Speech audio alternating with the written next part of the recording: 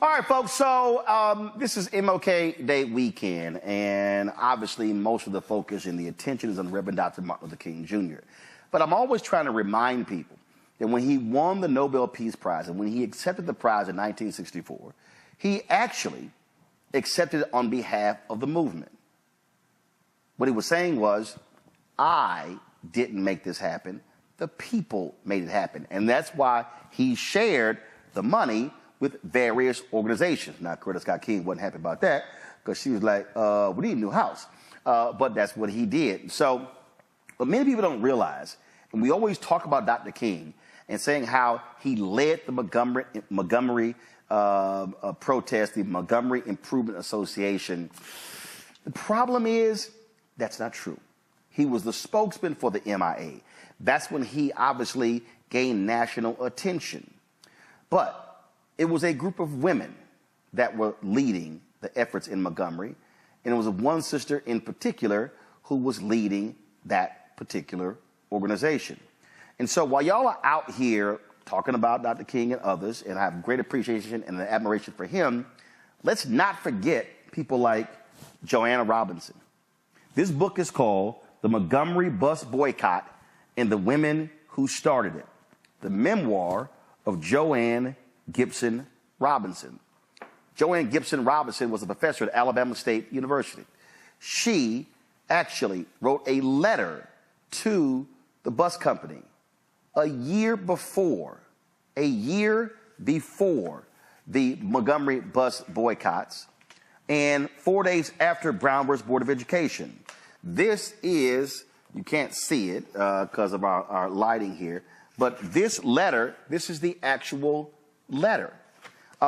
It was the Women's Political Council. They were the ones who were leading the efforts in Montgomery long before the black male ministers.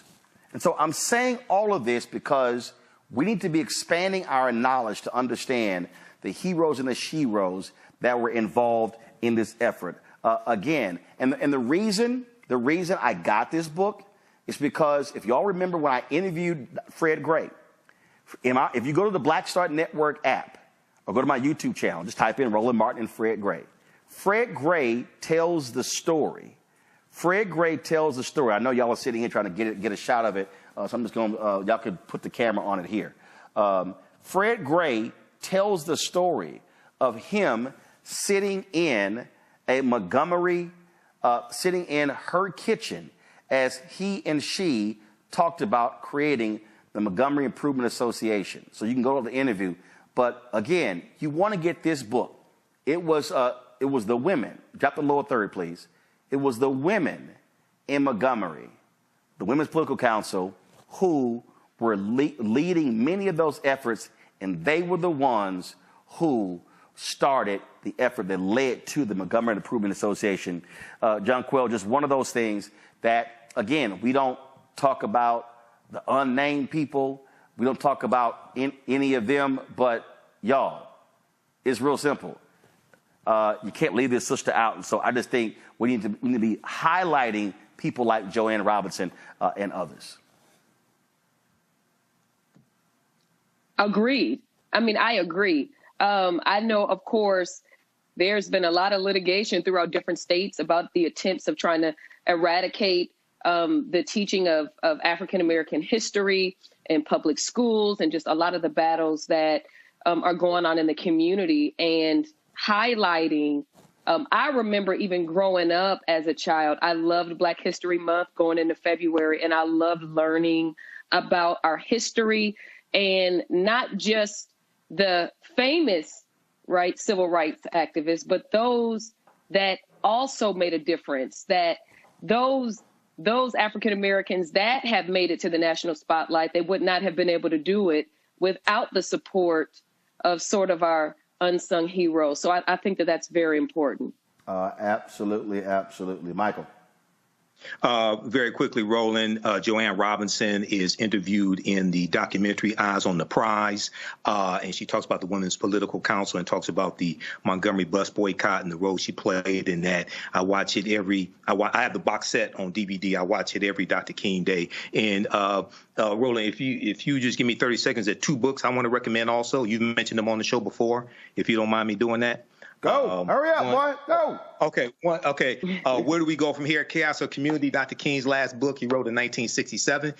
He wrote 5 books. People, please read them. And then also this Nonviolent Stuff Will Get You Killed, How Guns Made the Civil Rights Movement Possible by Professor Charles E. Cobb Jr., who you interviewed on News One Now with Roland Martin. And you also had him on your radio show for 2 hours as well, because there was a history of armed resistance during the Civil Rights Movement. And as one of my teachers, Professor James Small, told me, the Civil Rights Movement was not a nonviolent movement. He said if it had not been for Negroes with guns, even before the Deacons for Defense and Justice, there would not have been a Civil Rights Movement. We have to study this history and correct it and correct this misinformation out here. Oh, absolutely. All right, folks. And so please get another shot of the book. Come on, another shot of the book. And so y'all go ahead and get that book. And y'all know I'm always moving copies. And so let's be sure to get this book here. Again, the book on Joanne Robinson and the women. Drop the lower third, please. Drop the lower third. Drop the lower third. Thank you very much. The Montgomery bus boycott and the women who started it. Memoir, Joanne Robinson. Be sure to get that. All right, folks. Visit our website, AfricanHistoryNetwork.com, AfricanHistoryNetwork.com, and we also have the information right here in the thread of the broadcast. Ancient Kemet, the Moors, and the Ma'afa, understanding the transatlantic slave trade, what they didn't teach you in school. Okay, this is a new 10-week online history course that I teach. We're going to do an introduction today as soon as I finish here. And we deal with thousands of years of history and what leads up to the transatlantic slave trade taking place. Okay. And this is over 200 slides that I put together. We have 80 to 100 articles that we reference. We have excerpts of interviews that I've done with many of our scholars over the years also that hits on different aspects of this history. Okay. We do the sessions live. All the sessions are archived and recorded. You can go back and watch it anytime. Okay. And just at our website, just click here, register here. In the class, I'll go over the lesson plan because I have a lesson plan laid out for all 10 classes. And we'll send you the lesson plan in so you can download it also. I'm trying to get the link straight on the website so you can actually look at the lesson plan there. But this is my life's work. I started teaching this class in 2007. It's taken 7 years to get the class, really develop it to where it is today. 80 to 100 articles, 15 books that we reference. You don't have to buy any of these books to follow along in class. Class is on sale $80, regularly $130. And we do the sessions live. All the sessions are archived and recorded. So even after the course is over with, you can go back and watch the entire course. Okay. So you don't lose access to it. I don't want to do that. I want you to be able to 2-3 years from now, be able to still access this class. All right. Also, if you like this type of information, you can support the African History Network, $ the AHN show through Cash App, $ the AHN show through Cash App. Also through PayPal, paypal.me/the AHN show. So go to our website, AfricanHistoryNetwork.com, scroll down, and we have the information here for the Cash App, PayPal. When you click on that, this is our official Cash App account, $ the AHN show. SHOW. When you go to it, it says Michael. These other ones are fake African History Network Cash App accounts. I'm still trying to get shut down because people have been stealing money from us. Okay. These are not ours. They're using our logo, all that stuff. I put the link here. You click on the link and it has our QR code here as well. Okay. All right. So look, I have to get out of here. We have the link for the class here in the thread of the broadcast. Also, register for the full class. That helps us keep doing the research, stay on the air, keep broadcasting. If you want me to do a presentation for your group or organization, please email me through the website or email me at ahnshow@theafricanhistorynetwork.com, ahnshow@theafricanhistorynetwork.com. And we can set that up either in person or virtually if you want me to do a presentation for your group or organization. Listen to the African History Network show Sundays, 9 p.m. to 11 p.m. Eastern Standard Time, right here on our social media platforms. Visit our website for more information about that. And watch me on Fridays on Roland Martin Unfiltered, as well on the Black Star Network on Facebook, YouTube, Roland Martin, Facebook, YouTube. Download the Black Star Network app. Okay. Remember, right now it's correct. Wrong behavior is not over till we win. Wakanda forever.